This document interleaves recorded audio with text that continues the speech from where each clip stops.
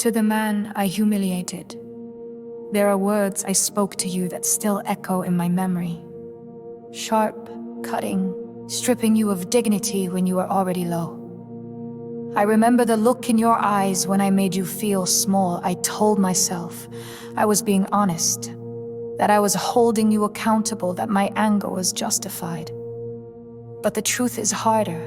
I humiliated you. I took your struggle and turned it into a weapon against you. You must have felt crushed beneath it. Already carrying the weight of your own battles, you then carried the sting of my words, the shame of being measured and found lacking by the person who should have seen you with compassion. Maybe you began to believe what I said, that you were less than a man, that you had failed not only in circumstance, but in worth. Maybe my tone followed you into silence, into the quiet places where you doubted yourself. Maybe my disappointment echoed louder than your own inner voice. If I had been self-aware, if I had paused long enough to listen to my own wound, I might have seen what drove me to crush you. The wound in me was fear of powerlessness, fear of being unseen, fear that if I softened, I would be hurt again.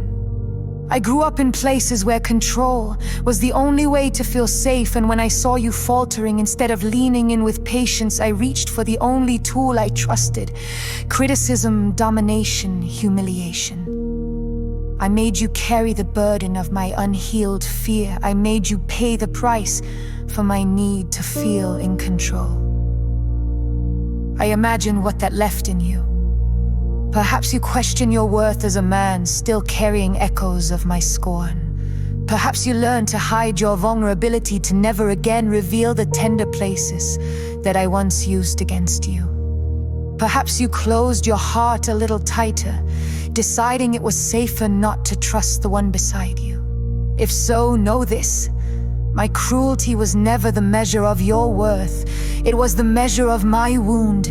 It was my failure, not your lack. I am sorry for every time I spoke down to you. I am sorry for treating your struggle as something to mock instead of something to hold. I am sorry for not seeing the courage it took just to keep moving forward.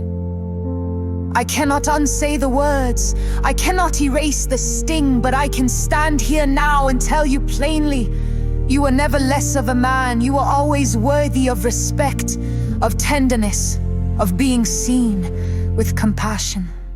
If you ever choose to release the shadow of my humiliation, I hope you reclaim the dignity that was always yours. I hope you remember that true strength is not measured by flawless success, but by the courage to keep rising. I hope you learn to trust your worth, not in the eyes of another, but in the quiet knowing of your own soul. And if you ever stand again in the face of someone's scorn, I hope you meet it with the unshakable truth. You are not what others call you in their fear. You are what you carry in your heart, and no one can take that from you. With lots of sharpness where there should have been softness, from the woman who humiliated you.